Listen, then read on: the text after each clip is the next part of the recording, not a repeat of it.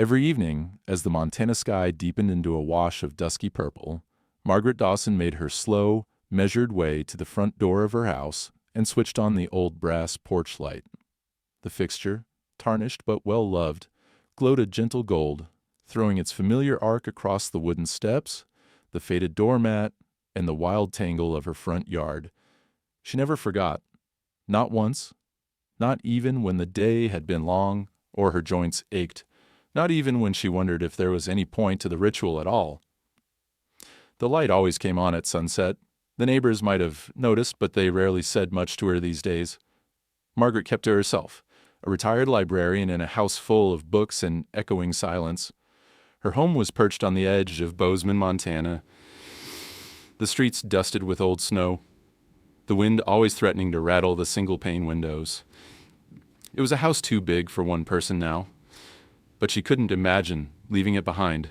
Not yet, not while the light had a reason to shine. Because, almost like clockwork, not long after the porch light flickered on, a shape would appear at the edge of the yard.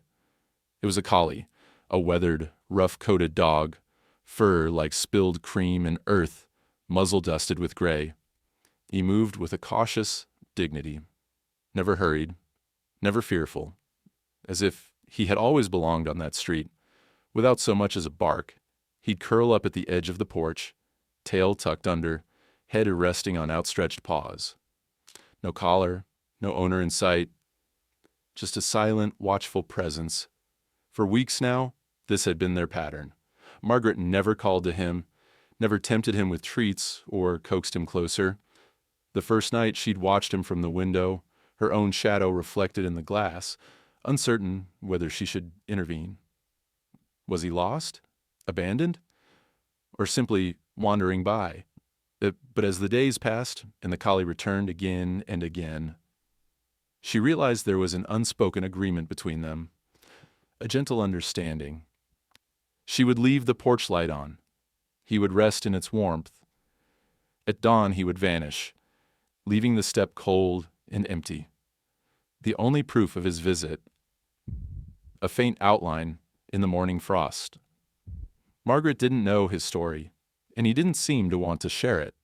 Still, the sight of him brought a certain comfort, a disruption to the sameness of her days. Since losing her husband the previous spring, the house had become impossibly quiet. Her children, grown and scattered across different states, called when they remembered, their voices always eager to check boxes, always suggesting she should think about what's next. She never had an answer. Sometimes she wasn't sure if she wanted one. Tonight, as the collie approached, she found herself lingering at the doorway. The air was sharp with cold, the last sunlight slipping behind the mountains. She stood, hand resting on the doorknob, watching the dog make his careful approach. He paused just outside the circle of light, scanning the street with those soulful brown eyes before stepping onto the porch and settling into his spot. He looked up, almost as if to acknowledge her presence. Margaret nodded back, just a slight dip of her chin. The light hummed above them both. She could hear the faint crackle of the bulb, the creak of the step as the collie adjusted his weight. Inside, the house felt less empty. It was a feeling she couldn't quite name, but it pulled at her heart, something between gratitude and sorrow. Maybe it was the simple comfort of knowing that even in the coldest months, when the rest of the world felt impossibly far away, she wasn't entirely alone. Margaret closed the door and leaned her forehead against it for a moment, exhaling a long, shaky breath. She could almost imagine her husband's voice in the next room, teasing her gently. "You left the light on again, Maggie." He'd always left it on for her, back when late shifts at the library meant coming home in the dark. The porch lit up like a beacon. Now she found herself doing the same, not for him, but for a stranger with 4 paws in a secret past. She shuffled back to her armchair by the window, pulling a heavy wool shawl around her shoulders. Through the glass, she watched as the collie curled in on himself, chest rising and falling in slow, steady rhythm. For a fleeting moment, Margaret felt a pang of worry. What if something happened to him out there, exposed to the elements? But the dog seemed at peace, trusting the light to keep him safe, the way she'd once trusted her husband's steady hand. Later, as she prepared for bed, she hesitated at the window once more. The dog hadn't moved. The light bathed him in a halo, softening the lines of his body. Margaret pressed her palm to the cold glass, feeling a strange urge to open the door, to sit with him, to share the silence, but she held back. It was enough, for now, to keep the light burning. Enough to bear witness. In the hours before dawn, she woke from a restless sleep and peered out again. The porch was empty, the collie gone, the blanket of snow disturbed only by his paw prints. She traced them with her eyes, following the path as far as she could before it vanished into the darkness beyond her yard. Margaret sighed, heart heavy but oddly hopeful. She knew he would return. Somehow she needed that certainty. The way the sun would rise, the way the wind would always find the cracks in the siding, the way the porch light would always shine at dusk. And so, as morning broke over Bozeman, she brewed her tea and began her day in a house that no longer felt entirely hers, but no longer entirely empty. Somewhere out there, a collie was wandering, carrying with him a little piece of her hope. Maybe, she thought, it wasn't just the dog who needed a light left on. Margaret's mornings had always started the same way. Her husband's heavy footsteps down the hall, the slow drip of coffee into the chipped blue mug he favored, the low hum of public radio in the background. But now, each sunrise brought only the echo of those memories, rattling around the old house in Bozeman like restless ghosts. She moved through her routines almost mechanically. After checking the porch to see if the collie had left any new signs, just those faint paw prints and a lingering dent in the snow, she made her way to the kitchen. There, sunlight slanted in through the frost-laced window panes, illuminating a clutter of books and half-finished crossword puzzles on the table. Margaret put the kettle on, her motions careful, her breath visible in the chilly air. Her children called less these days. When they did, the conversations followed a predictable script. They asked if she was eating enough, if she'd considered selling the house, if she'd thought about moving somewhere warmer, somewhere smaller, somewhere with less risk and more company. Margaret answered gently, always with that same phrase. I'm fine, really. She didn't mention the weight in her chest that sometimes made her want to disappear into the wallpaper, or the ache in her hands that reminded her she was getting older every day, a little slower, a little lonelier. Grief was a strange companion. It didn't shout, didn't demand, didn't even cry out for attention. It lived quietly, settling into the fabric of things, the quilt on the bed, the squeak of the floorboards, the familiar scent of old paper in the living room. Her husband's voice was in the very walls, it seemed. Sometimes she caught herself speaking out loud, as if he might answer from another room. It was a habit that had only deepened since the collie's arrival. There was something about that silent animal, always watchful, never intruding, that made Margaret feel just a little less foolish for talking to the air. On this particular morning, after making her tea, Margaret wandered the rooms of her house, as she always did, touching objects that anchored her to the past. Her husband's old leather chair sat by the fireplace, perfectly molded to his frame. She ran her fingers along the bookshelf, pausing at the spines of his favorite mysteries, the ones he used to read aloud when storms rattled the windows. She missed those evenings, the two of them side by side, wrapped in warmth and words. Now the house was too quiet. Every sound, her own breath, the ticking of the clock, the distant rumble of a snowplow on the street seemed amplified in the silence. She sometimes left the radio on, just to fill the empty space. But it wasn't the same. The only real disruption to this new rhythm came at dusk, with the switching on of the porch light and the arrival of the collie. Each day, she found herself watching the clock, anticipating that soft patter of paws, the sight of him materializing from the twilight like a character from a story. She tried not to let herself hope too much. After all, he was a stray, a wanderer. He could choose not to come back any night. And yet, every evening, there he was, as reliable as the changing light. One afternoon, Margaret received a call from her daughter, Lauren. The phone rang shrilly, echoing through the rooms. She answered, bracing herself for the usual concern, disguised as casual inquiry. "Hi, Mom," Lauren's voice crackled through the line, warm but weary. How are you holding up? Did you get the groceries I sent?" "I did. Thank you, honey. That was thoughtful of you." A pause. "Mom, have you thought any more about coming down to Denver for a few weeks? I could really use the company. The boys would love to see you, and I know it's hard, being in that house by yourself." "I'm fine, Lauren, really." The silence that followed was heavy, not angry but resigned. Margaret understood. She could hear the worry in her daughter's voice, the gentle push to think about what's next.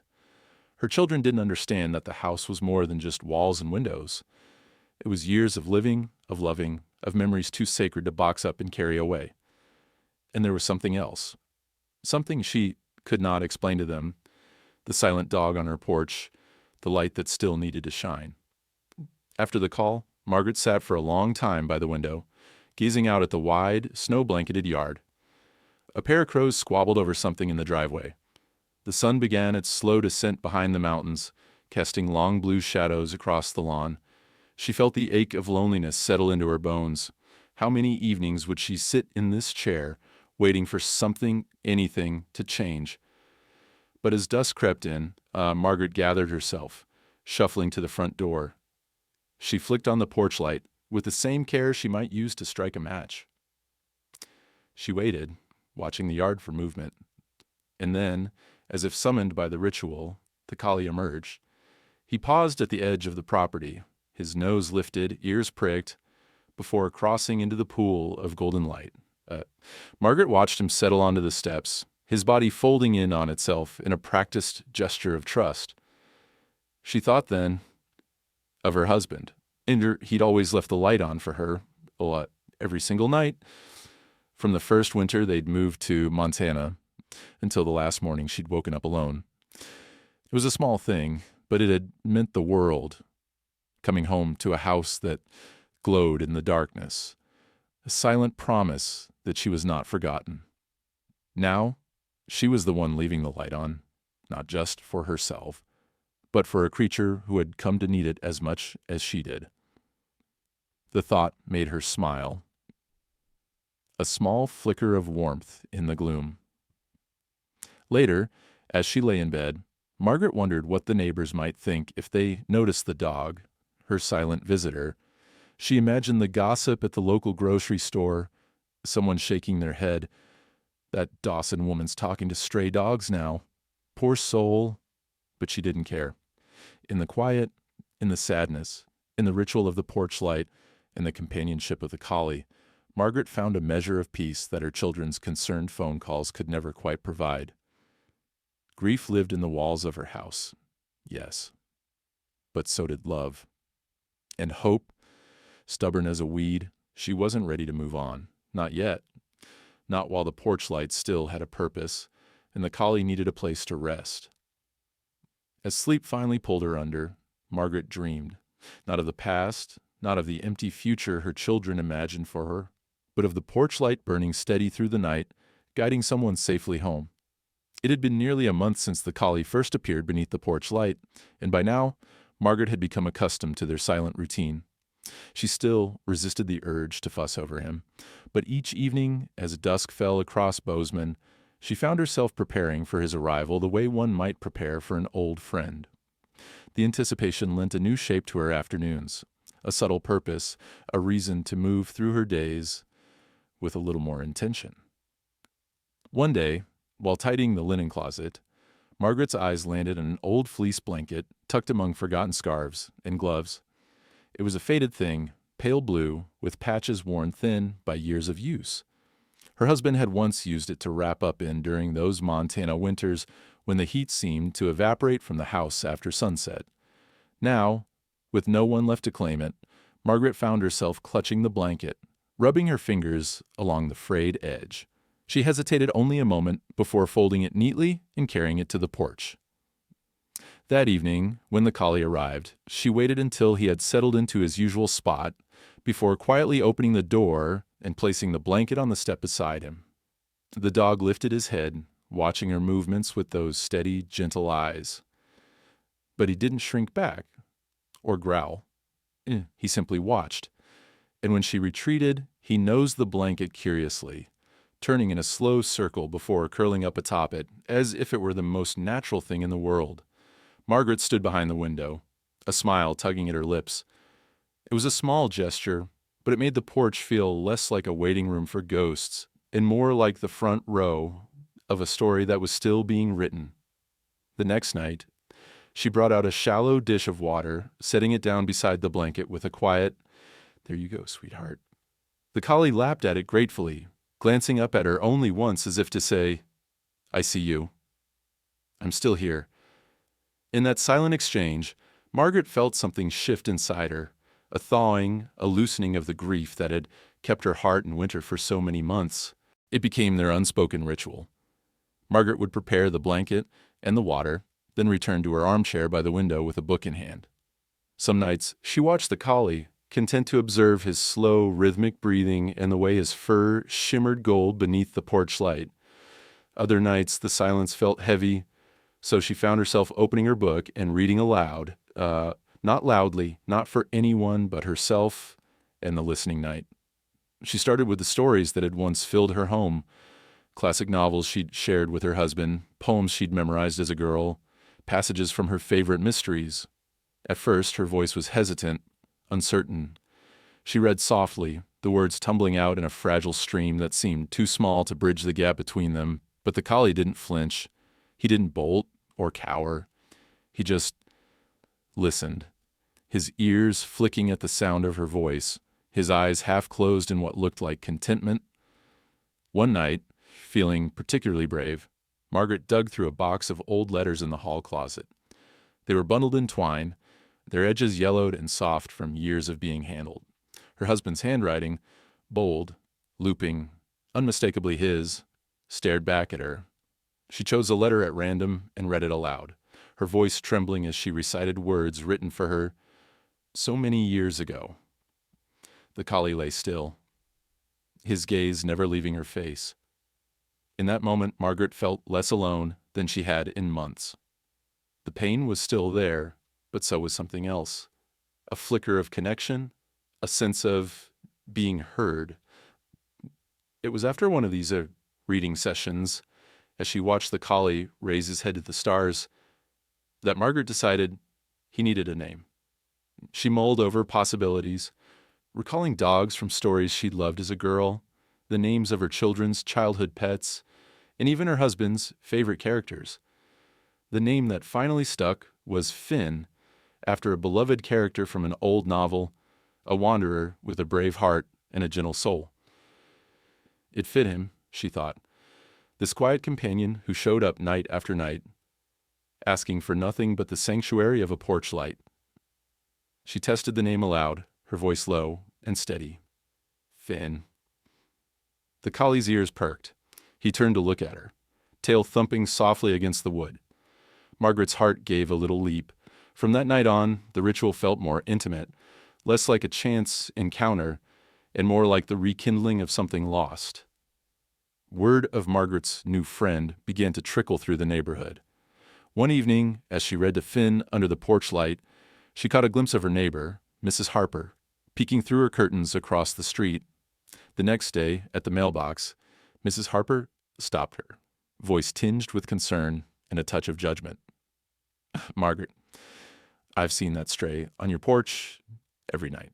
Aren't you worried he might be dangerous? Or sick?" Margaret shook her head, her reply calm and unwavering. "He's not dangerous, Martha. He just needs a place to rest." Mrs. Harper pursed her lips, unconvinced. "Well, I suppose it's your porch. Just be careful." Margaret nodded politely, but the exchange left her thinking. For years, she'd cared what the neighbors thought, how her flower beds looked, how late her lights stayed on, how long the snow lingered on her walkway. Now, in the company of Finn, those worries seemed trivial. The dog never judged her, never asked questions, never offered advice she hadn't requested. He simply listened quietly, night after night. And that, Margaret realized, was a kind of companionship she'd been missing more than she knew. One blustery night, as the wind rattled the shutters and the world seemed impossibly far away, Margaret lingered longer on the steps, her book open but forgotten in her lap. Finn inched a little closer than usual, his head resting just inches from her feet. She reached out, almost touching his fur, but stopped herself short, respecting the invisible boundary that still lay between them. Instead, she smiled and began to read, her voice carrying into the night, words meant for both of them. The light on the porch glowed warm against the darkness, a beacon for anyone, man or beast, who needed to know that they were not alone. Every night, the ritual became a little richer, a little more layered, as if Margaret and Finn were writing their own quiet language, a language built from trust, gentle acts, and the steady hum of the porch light. With each passing evening, the boundaries softened. Margaret noticed that Finn no longer hesitated at the edge of the porch. Now, as soon as the light flicked on, he would pad up the walk with a kind of certainty, his gaze sweeping the yard before claiming his place atop the old blue blanket. Margaret found herself waiting for those moments. The dog's arrival became the center point of her day, an anchor in the drifting current of time. She had always been someone who loved stories, someone who collected details like treasures, lines from poems, the crackle of a fire, the sound of her husband's laughter echoing in the kitchen.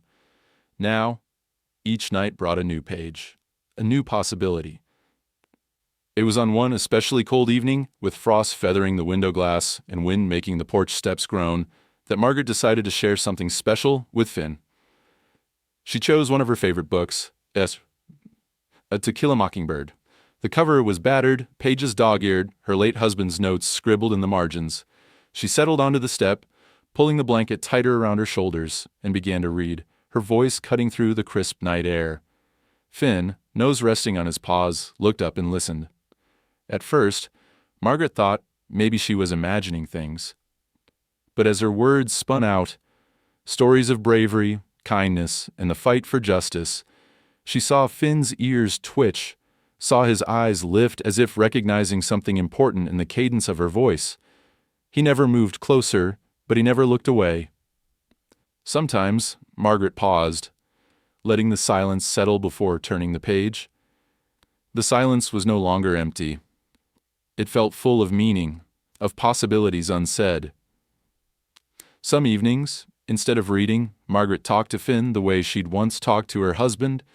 She told him stories about her childhood in North Dakota, about the move to Montana and the first winter they'd survived together, about the time her husband built the bookshelves in the living room and accidentally sawed through his own shirt.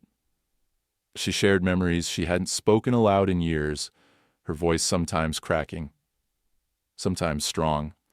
Finn listened, never judging, never interrupting. In the quiet, Margaret felt herself returning to life.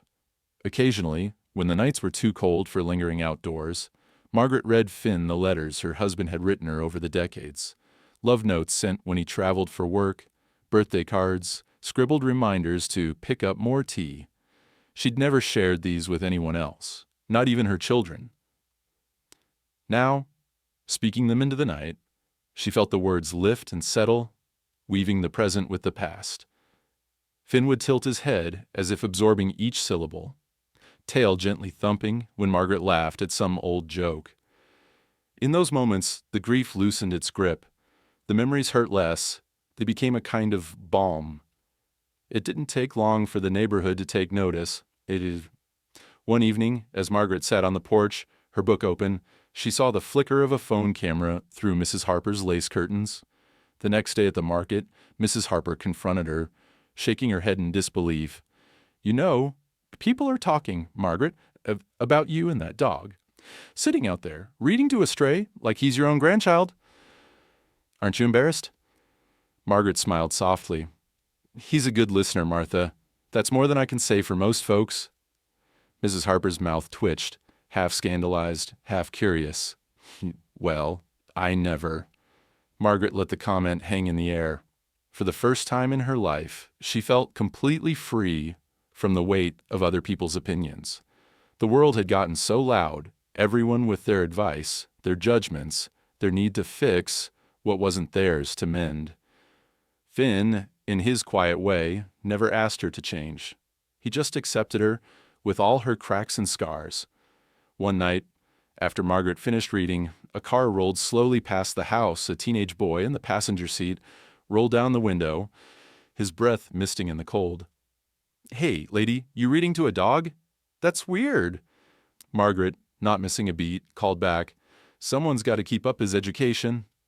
She heard the boys laugh as the car sped away, but she only smiled to herself. There was no shame, in kindness, in reaching across the silence to connect with another living soul. Later that week, a package arrived from her daughter, Lauren. A woolen scarf, hand-knitted and bright with the colors of wildflowers. Tucked inside was a note.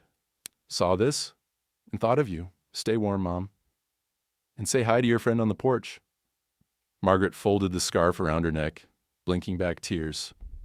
She wondered if Lauren truly understood what the collie meant to her, or if it was just another thing for her daughter to worry about. Still, it felt good to be seen, even in a small way.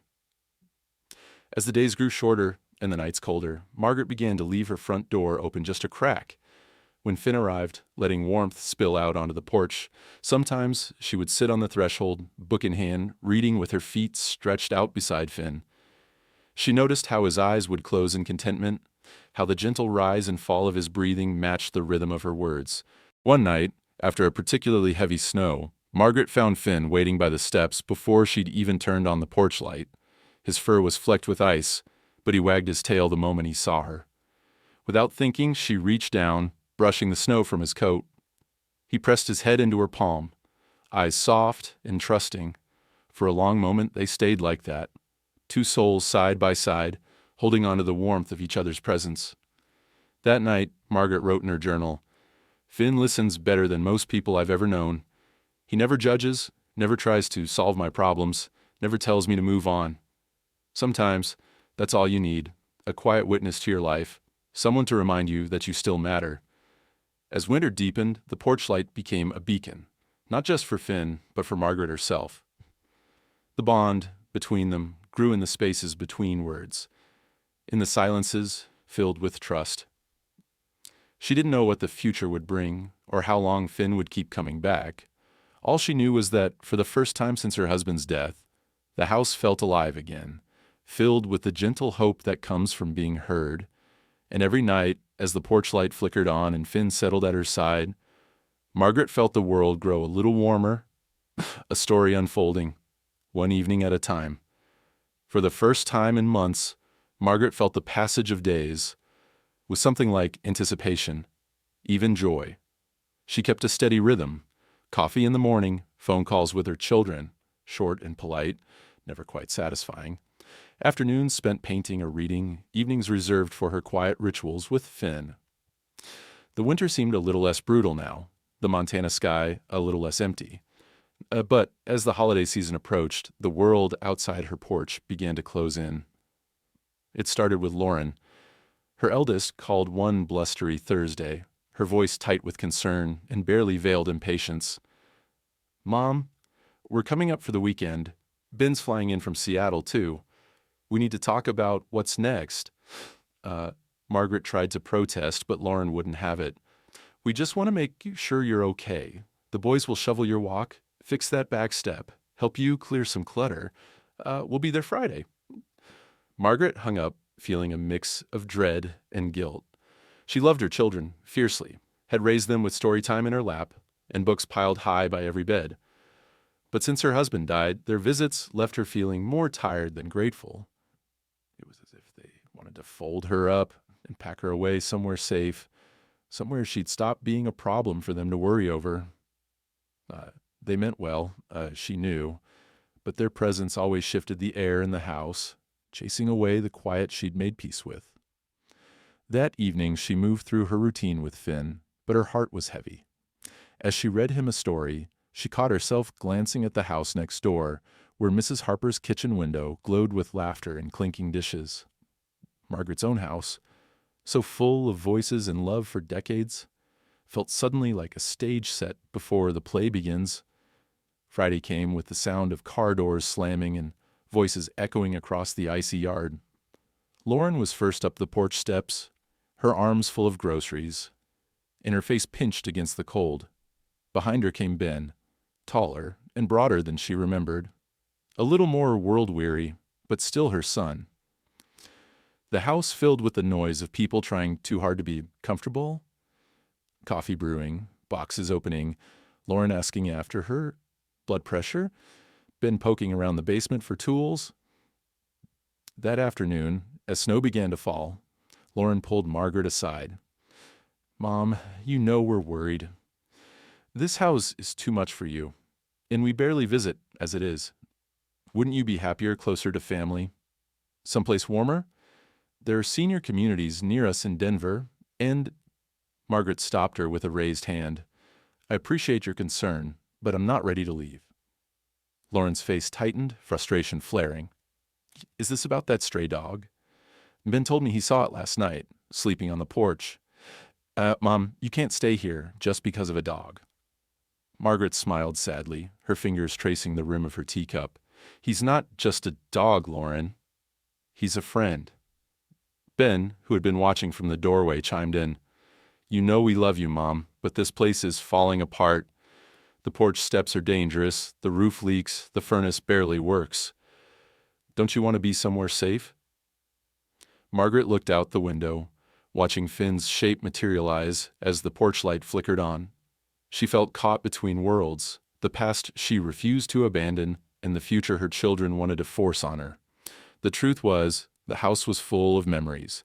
Yes, but it was also the only place she still felt like herself. And Finn, with his quiet presence and listening eyes, gave her a sense of belonging she couldn't explain. That night, as her children watched TV in the den and debated what to do with the old piano, Margaret sat in her bedroom, journal in hand. She wrote, "If I leave, who will turn on the light for him?" The words surprised her, a confession she'd never spoken aloud. It wasn't just about the dog.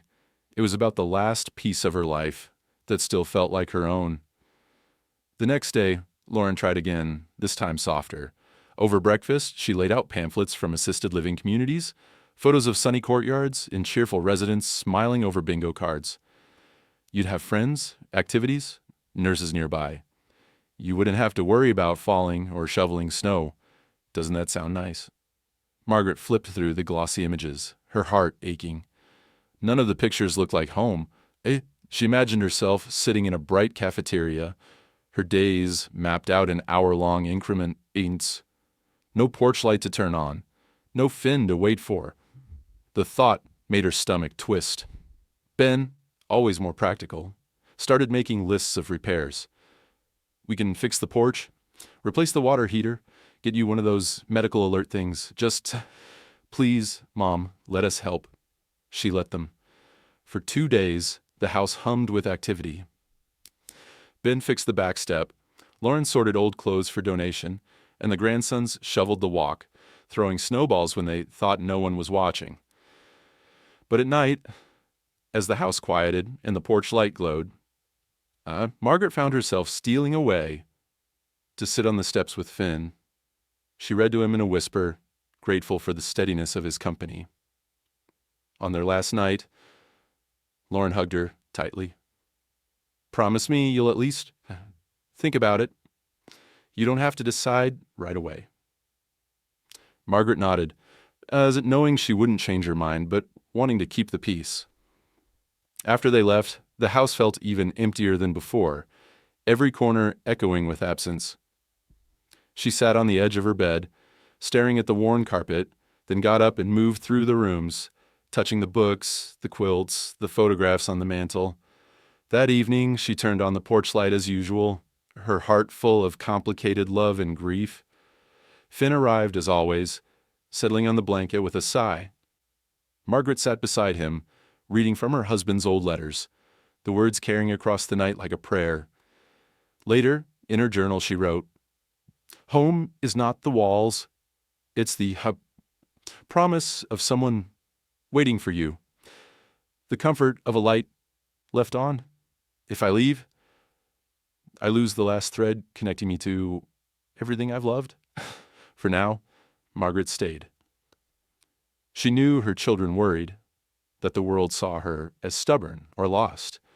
But with Finn at her side, in the porch light shining, she felt anchored, if only for a little while longer. Montana winter could be beautiful, but it was also unforgiving. The snow, which had seemed picturesque and gentle in December, now weighed heavily on Margaret's spirits as January crept in. Each day bled into the next, the sky leaden and low, the streets muffled and still. It was the sort of winter that made people dream of other lives, warmer, easier, less haunted by absence. Yet Margaret still had her rituals, still found hope in small things. She woke with the sunrise and checked for new snowdrifts along the porch, always glancing for the delicate arc of Finn's paw prints. Sometimes she found evidence of his presence, a few stray hairs on the blue blanket, a curl in the snow where he'd circled before settling down. These small signs reassured her more than any phone call from her children. But as the days grew shorter, Margaret noticed a subtle shift. It started with the way Finn approached the house in the evenings. Slower, more tentative. Where he'd once trotted up the walk with quiet confidence, he now paused often, nose to the wind, eyes wary and restless. She wondered if the cold had finally begun to seep into his bones, or if some deeper pain troubled him. One night, after a bitter windstorm swept through Bozeman, Finn was late. Margaret found herself standing by the window, heart hammering in her chest, searching the dim street for his familiar shape. She tried reading aloud, her voice trembling, but the words felt empty in the hush of the house.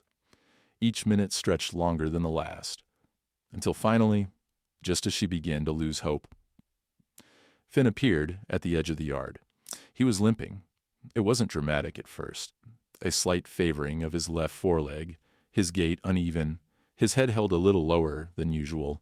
The fur along his side was matted with dirty ice and the remnants of road salt. But as he stepped into the pool of light, Margaret gasped softly, instinctively reaching for the door handle. She hesitated. It was a line she'd never crossed. Letting Finn into the house, bridging the invisible boundary that had kept their companionship safe and simple, but the sight of him, shivering, hurt, set off a protective ache inside her that nearly overwhelmed her caution. Still? She paused, hand on the knob, afraid of spooking him or of making things worse. She remembered her husband's old warnings about wild animals, even strays, about the rules that kept people and nature at a respectful distance. But Finn was no ordinary stray. He was Finn, her friend, her confidant, her link to something hopeful in the dark. She cracked the door open just an inch. "Finn," she whispered, voice soft with worry. The dog paused, eyes searching her face, but he didn't move closer. Instead, he circled twice on the porch, then lowered himself gingerly onto the blanket, breath visible in short, ragged puffs. Margaret watched from the doorway, guilt and helplessness rising in her chest. She considered bringing him food, but worried about what that would change between them. Instead, she set a fresh bowl of water near his head and sat quietly on the step, reading from her book, her voice trembling but steady. Finn's ears twitched at the sound, but he never lifted his head. When the wind kicked up, Margaret draped another blanket over him, murmuring soothing words as if he might understand. That night, sleep would not come. Margaret tossed and turned, haunted by images of Finn limping through the bitter dark, of his trusting eyes, dimming with pain. In her mind, she replayed every moment. The hesitation at the door, the decision not to act more boldly, the ancient, stubborn belief that caring was sometimes best kept at arm's length. The next evening, Margaret was out on the porch before dusk, shoveling a path and smoothing the blanket in anticipation. But Finn didn't come. She waited for an hour, then 2, her breath fogging the cold air, her body rigid with worry. The street was empty, the houses dark save for her own glowing porch. She read aloud into the wind, calling his name softly, but there was no answer, No familiar thud of paws, no golden fur gleaming in the light. As the cold seeped into her bones, Margaret returned inside, leaving the porch light burning. She sat by the window with her journal open, her handwriting sharp and anxious. "Tonight he didn't come," she wrote. "Is it selfish to hope he'll need me again? Or am I the one who needs him?" Margaret's mind spun with questions. Had he found another place to shelter? Had he been hurt or taken in by someone else? She remembered stories from the library, tales of animals wandering miles to find a home, of creatures surviving impossible odds. She wanted to believe Finn was as resilient as those storybook dogs, but her heart told her otherwise. The phone rang, breaking her reverie. It was Ben, checking in after the family's recent visit. She tried to sound cheerful, deflecting questions about the cold and the pipes and whether she'd given any more thought to moving. But her mind wandered back to the empty porch.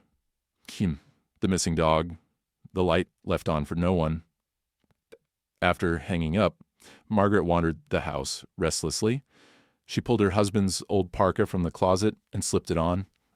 The sleeves far too long, the scent of him still faintly clinging to the lining. She stood in the doorway, listening to the night. Every creak of the wind, every scrape of a branch against the siding made her heart leap with hope and dread. By midnight, exhaustion forced her to bed. She left the porch light burning, the door unlocked, and a trail of treats leading from the sidewalk to the steps. "Come back," she whispered into the dark. "Please come back." The next morning, the porch was empty, the blanket stiff with frost. No paw prints, no sign of Finn. Margaret pressed her hand to the cold glass, blinking back tears. She hadn't realized how much the dog's presence had come to mean to her. Not just as a companion, but as a promise that kindness and connection could survive even the hardest winters. All day, she listened for him, peering out the window every few minutes, flinching at the sound of every passing car. The house felt colder than ever, the silence pressing in on her from all sides. She replayed the last night over and over. His limp, the look in his eyes, the way he'd curled up without meeting her gaze. By dusk, she was desperate, her hands shaking as she switched on the porch light. She sat outside, wrapped in 3 layers, her book unopened in her lap. She read aloud anyway, stories of lost dogs finding their way home, of forgiveness and second chances. The words carried on the wind, vanishing into the night. Still, Finn didn't come. Margaret didn't know what would happen now. She only knew that the light would stay on, the blanket would wait, and she would keep hoping for a miracle. Because hope, like the porch light, was something she could still control. And as darkness fell over Bozeman, she whispered into the night, "Wherever you are, Finn, find your way home." The days after Finn's disappearance blurred together, each one wrapped in a thick gray silence. Margaret went through her routines with mechanical precision, but the life had seeped out of her movements. Every morning she rose, before the first hint of daylight, pressing her hand against the frosted window, searching for any sign of movement along the quiet street or in the snowbanks lining the walk. Nothing, only the wind, restless and cold, stirring last autumn's leaves against the fence. She refused to let the porch light go out. Every evening, before the world surrendered to dusk, she stood on the threshold, switched it on, and watched as its gentle gold spilled across the frozen yard and the steps, falling on the blue blanket now stiff and faded from nights spent waiting in the cold. The dish of water froze solid. The trail of treats Margaret left out each night remained untouched, soon buried beneath new layers of snow. Neighbors occasionally paused at the edge of her walk, concern or curiosity flickering in their eyes. "Haven't seen that dog lately, Margaret," Mr. Jessup called out one afternoon as he cleared his own drive. Margaret forced a polite smile.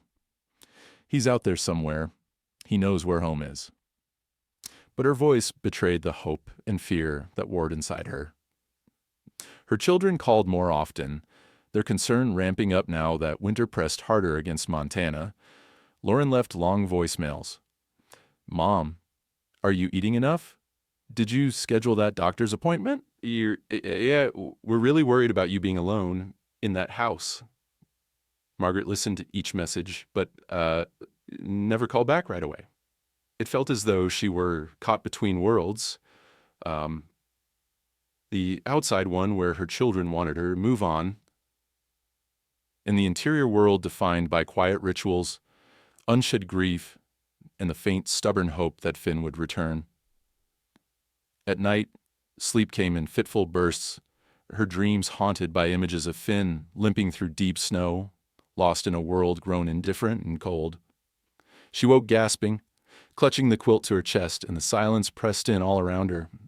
No soft thud of paws on the steps, no steady breathing outside the window. The waiting was its own kind of agony. It filled the rooms, seeped into her bones, threatened to choke out the fragile progress she'd made since her husband's death. Still, she would not let herself believe Finn was gone for good. And she remembered every story she'd read in the library over the years. Dogs who crossed states to find their people, wild creatures with loyalty fierce enough to bend fate. "He'll come back," she whispered to the empty room, though even she couldn't tell if it was promise or prayer. One afternoon, after days of gray sky and relentless wind, Margaret found herself wandering the house, as if she might discover Finn hiding behind the old sofa or curled beneath her husband's desk. She paused at the bookshelves, running her fingers over the spines of familiar titles, longing for the comfort they'd once brought her. She tried to read, to paint, to write in her journal, but every word felt hollow, as if something essential had drained away. Outside, snow piled higher on the porch.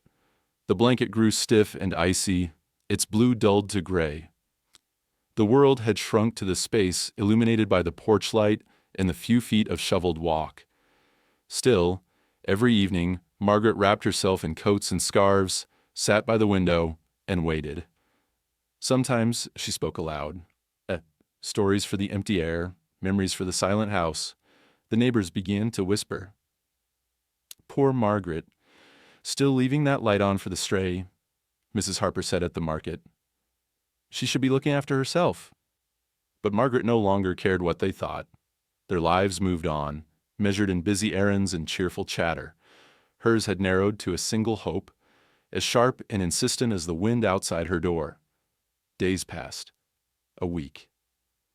The phone rang again and again. Lauren left messages growing sharper, more urgent. "Mom, pick up. We can't keep worrying like this. Please, just call."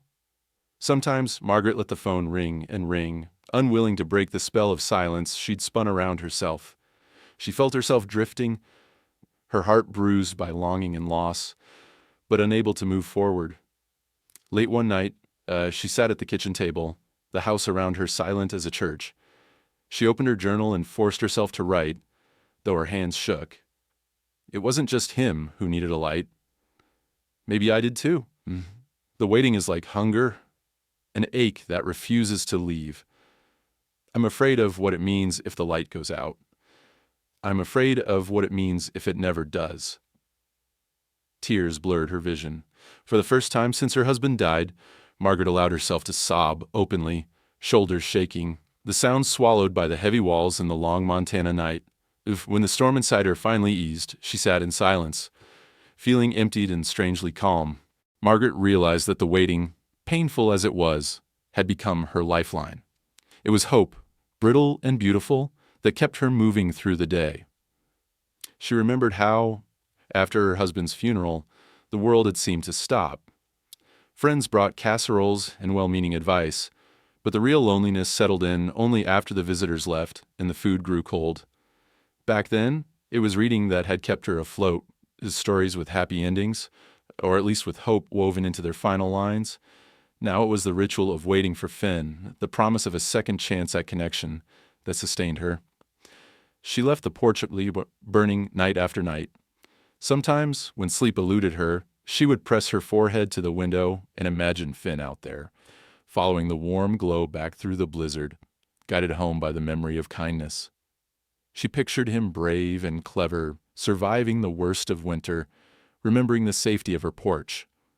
The house grew quieter, but not empty. The waiting was a kind of company, sharper, more honest, even than the phone calls from her children.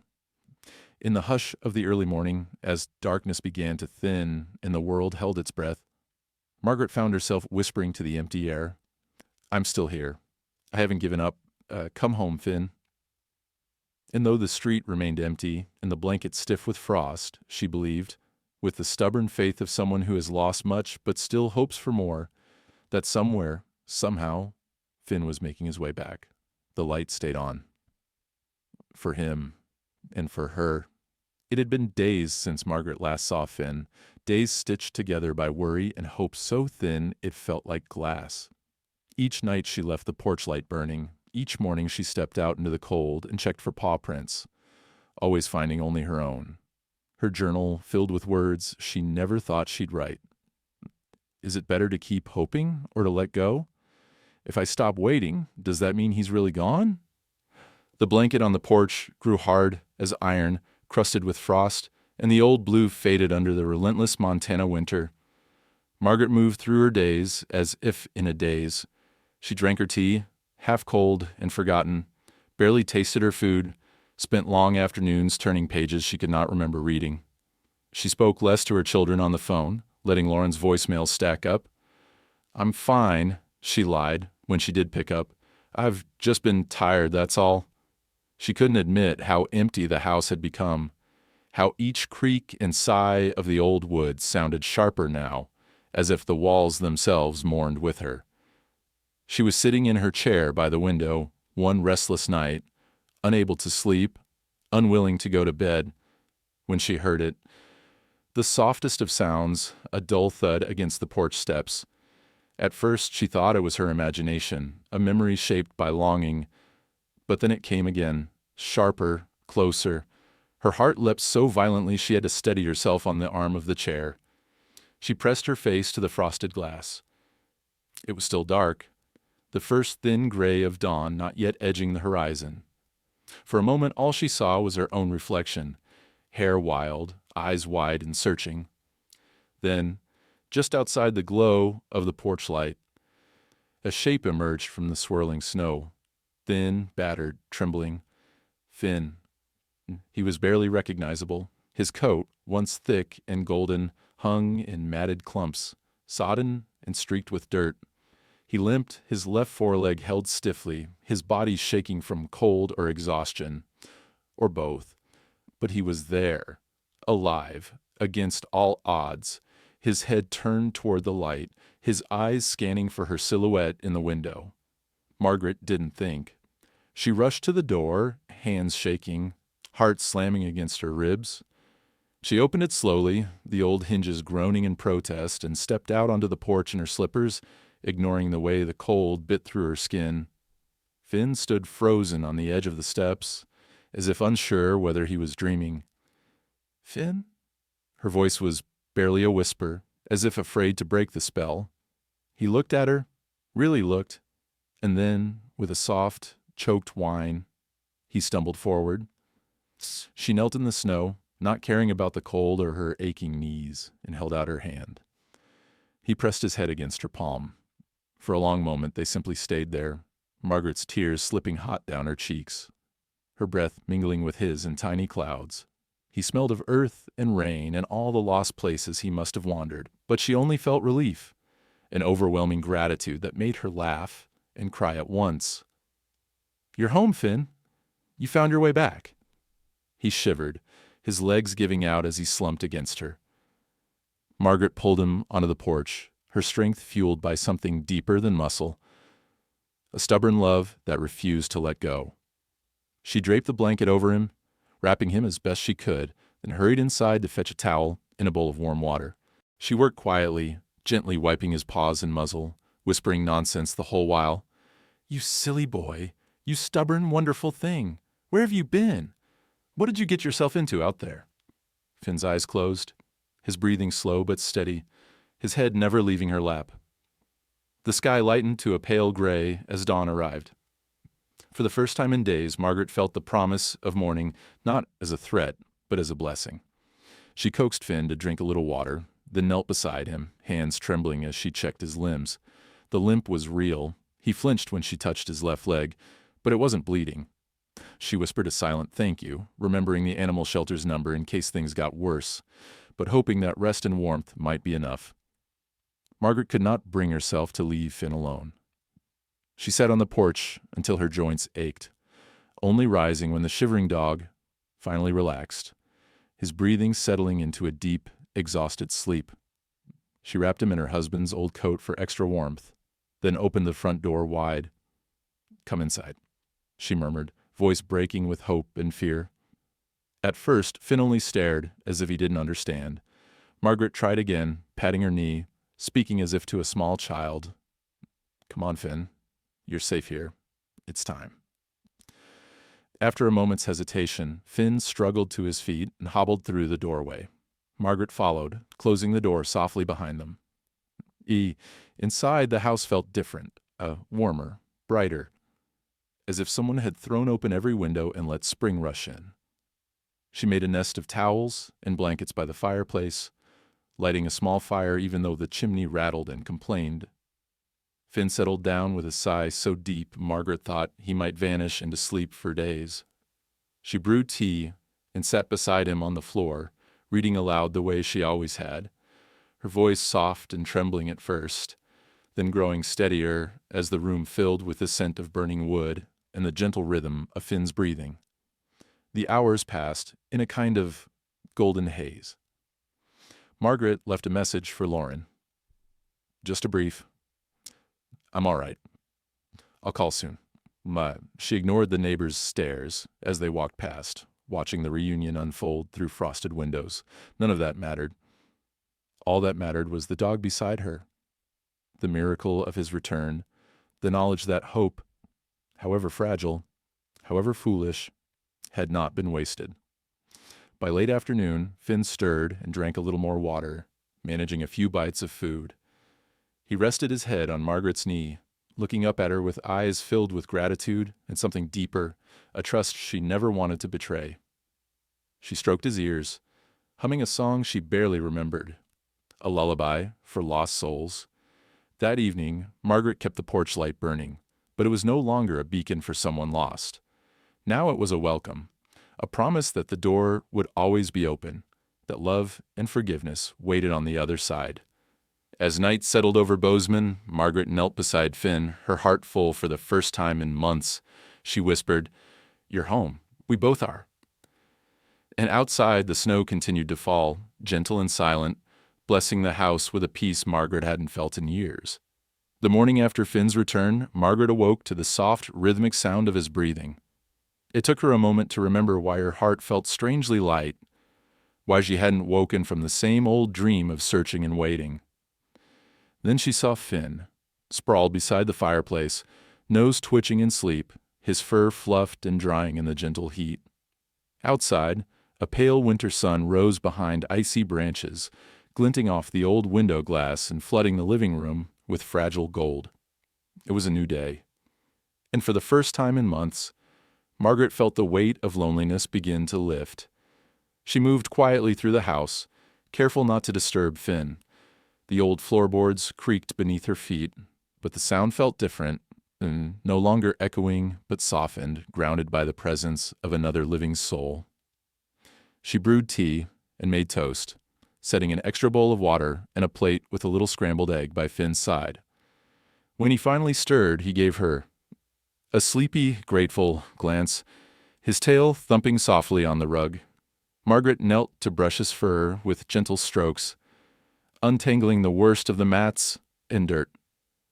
She hummed as she worked, a habit from long ago, surprised by the steadiness in her own hands.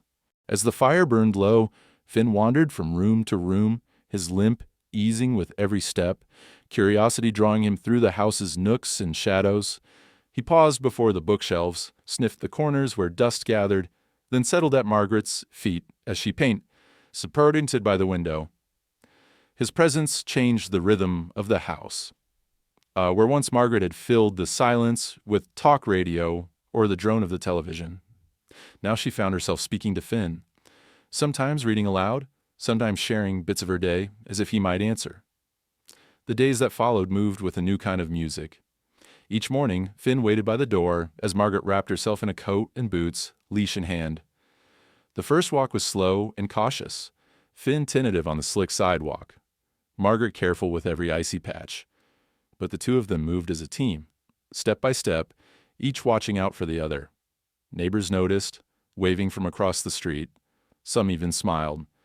Mrs. Harper, always quick with her opinions, paused at her mailbox one morning to watch them pass. "Glad to see your friends back, Margaret," she called. You both look a little better for it." Margaret smiled, a real one this time. "We're both getting there, Martha." By afternoon, she and Finn would return to the living room, where Margaret read by the fire, and Finn dozed, his head resting on her slipper.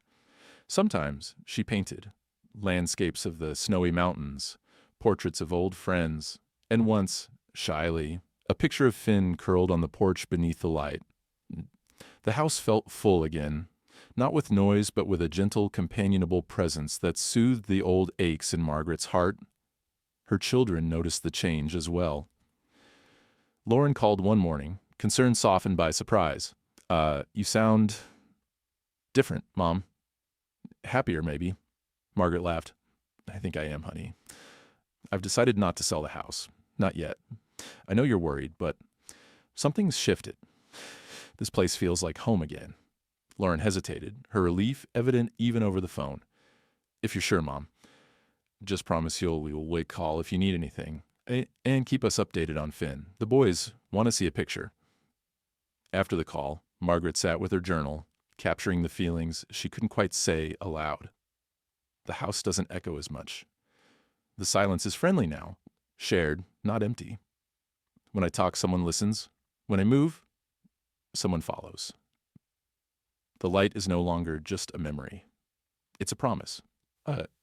As winter began to loosen its grip, Margaret and Finn ventured farther on their walks. They greeted neighbors, watched the snow melt into muddy puddles, and lingered by the river's edge as geese returned to the thawing fields. Margaret realized she no longer dreaded the quiet evenings. She looked forward to the ritual of tea, the slow crackle of the fire, the steady warmth of Finn's body beside her chair. One evening, as she set out 2 mugs, one for tea, one for water, she caught her reflection in the window. Her face was still lined with sorrow, but her eyes were brighter, her shoulders less stooped. She thought of her husband and smiled, whispering, "You'd like Finn. He listens better than you ever did, you know." She started painting again, in earnest, her brushes dancing with color and memory. She painted the porch, light blazing against the night, Finn's golden fur aglow beneath it, the swirling snow, and the shadow of her own figure at the window. She even began to write letters again, to her children, to old friends, to herself. She wrote of grief, of hope, of the strange joy of being needed. One day, Lauren and Ben sent a care package. Dog biscuits, a sturdy leash, a new scarf in bright green. There was a note from the grandchildren, complete with stick figure drawings of Grandma and Finn. Margaret pinned it to the fridge and sent a photo in reply. Her arm around Finn, both of them smiling into the spring sunlight, streaming through the kitchen window. Word spread in the neighborhood that Margaret was herself again. Mrs. Harper brought over a pie, and Mr. Jessup dropped off a book he thought she'd like. Children stopped to pet Finn on their way home from school. Margaret welcomed the small disruptions, grateful for the way the world seemed to have expanded. Just a little since Finn's return. Evenings were still reserved for just the two of them. Every night, Margaret turned on the porch light, not out of habit, but out of gratitude. She sat with Finn by the fire, reading or simply watching the flames, feeling the house breathe with contentment. Sometimes she talked less, letting the silence settle, confident that she no longer needed to fill every empty space with words. Finn, curled at her feet, was the best listener she'd ever known. He never interrupted, never judged, never hurried her through her stories or her silences. When she grew tired, he'd nuzzle her hand or rest his chin on her knee, his steady eyes a reminder that she was not alone. And for the first time in a long, cold winter, Margaret truly believed it. The house was alive again, a place of laughter, of quiet company, of hope rekindled and shared.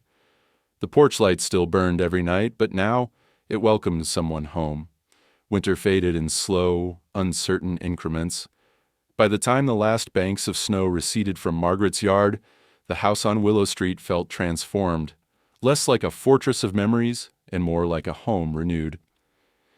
Each morning, the sun's pale warmth crept across the hardwood floors, stirring Finn from his place by the fireplace and coaxing Margaret into the gentle rhythm of a life with hope stitched back in. Margaret rose with the dawn, the heaviness in her chest replaced by a sense of purpose as steady as the ticking of the kitchen clock. She'd started painting again. Landscapes of Montana's wild horizons, yes, but also small, intimate vignettes. Finn curled beside her boots, the porch light burning in the dusk, a mug of tea beside a battered novel. Sometimes she mailed these paintings to her grandchildren, who hung them on bedroom walls and called her Grandma Maggie, the artist. But the most important part of her new routine was the walks. Each morning, bundled in her husband's old coat and a scarf from Lauren, Margaret would clip the leash to Finn's collar. He was still a little stiff from his ordeal, but with every passing day, his step grew surer, his head lifted higher, his eyes brighter. Together, they navigated the changing seasons. The slow melt of ice, the return of birdsong, the first shoots of green pushing up through the thawed earth. Neighbors stopped to greet them. Some brought treats for Finn, others offered gardening tips or updates on town gossip. Margaret smiled at their kindness, grateful for the web of quiet connections being spun around her and her four-legged companion. It felt good to belong again, to be known not just as the librarian widow, but as someone present, someone who walked with a dog, who'd braved the winter and returned. Inside the house, the changes were even more profound. Margaret found herself rearranging furniture, washing curtains, opening windows to let the fresh air in. She unpacked boxes she'd sealed away after her husband's passing, old paints, letters, photographs. Each object, once a painful reminder, became instead a thread woven back into her daily tapestry. She started to journal more regularly, not just the aches and losses, but also the small victories. The morning Finn barked at the mailman for the first time, the way the porch light glowed against the backdrop of an April rainstorm, the laughter she shared with Lauren during a video call. Some evenings, Margaret painted while Finn lay curled by her side. Other times, she read to him, her voice steady and strong. She alternated between classic novels and her husband's old letters, the stories mingling with the crackle of the fire and the settling of the house around them. Sometimes she found herself talking less, not because she was lonely or sad, but because silence was no longer something to be feared. It had become a space to breathe, to rest, to simply be with someone who listened. The porch light still flickered on every dusk. Margaret never forgot. Now, when she turned the switch, she felt not a pang of loss, but a quiet, living gratitude, a ritual that acknowledged both the pain of her journey and the wonder of what she'd gained. She no longer needed the light as a lifeline. It had become a beacon of welcome, a silent assurance that this house would always have room for those seeking warmth. Spring brought more visitors. Lauren and her grandsons arrived in late April, filling the house with boisterous energy and muddy footprints. Finn took instantly to the boys, tolerating their hugs and games, joining in their backyard explorations with a patient wag of his tail. Margaret marveled at how naturally he fit into the family, as if he'd always been there, a quiet guardian, a steady friend. One evening, after the grandsons were tucked into sleeping bags and the house settled into a soft hush, Lauren joined Margaret on the porch. The porch light shone behind them, moths circling in lazy arcs. "You seem different, Mom," Lauren said quietly. "Not just happier, lighter somehow." Margaret squeezed her daughter's hand. "I think I am. For the first time in a long while, I feel heard. I have someone who listens. Someone who just lets me be." Lauren nodded, her eyes shining. I'm glad. Finn's lucky to have you. Margaret laughed, the sound bright and easy. Maybe I'm the lucky one. Later that night, after the guests had gone to bed and the house was still, Margaret sat with Finn at her feet and wrote in her journal. The house doesn't echo as much anymore. Some nights I talk less, not because I'm alone, but because someone finally hears me. The porch light is still there, but now it isn't just a signal for the lost.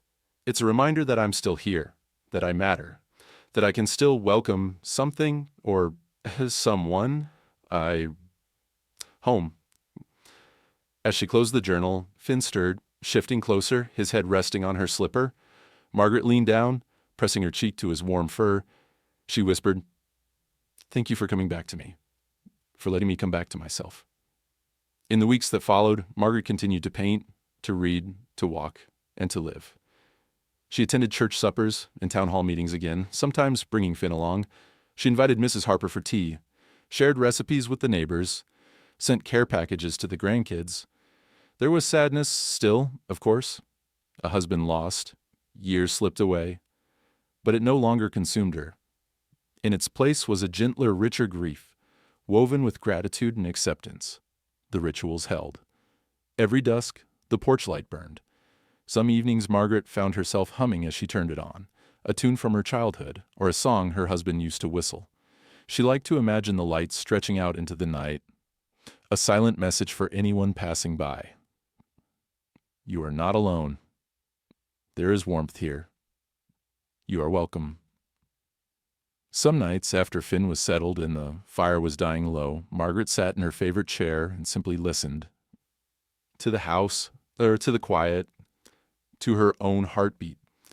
She realized that in listening, she had learned to be present, to let the world enter gently instead of pushing it away. She didn't know what tomorrow would bring. Spring storms, new worries, more change. But she felt ready to meet it, hand in paw with Finn, the light always waiting at the door. As the story closes, Margaret's voice carries, as if in gentle voiceover for a new listener, near and far. Some lights don't just guide others home. They remind us we're still here. And if you looked down Willow Street that evening, you'd see a house aglow with warmth. A woman and her collie side by side, the porch light burning and a story still unfolding. If this story lit something in you, leave a light on tonight and subscribe for more stories that speak in silence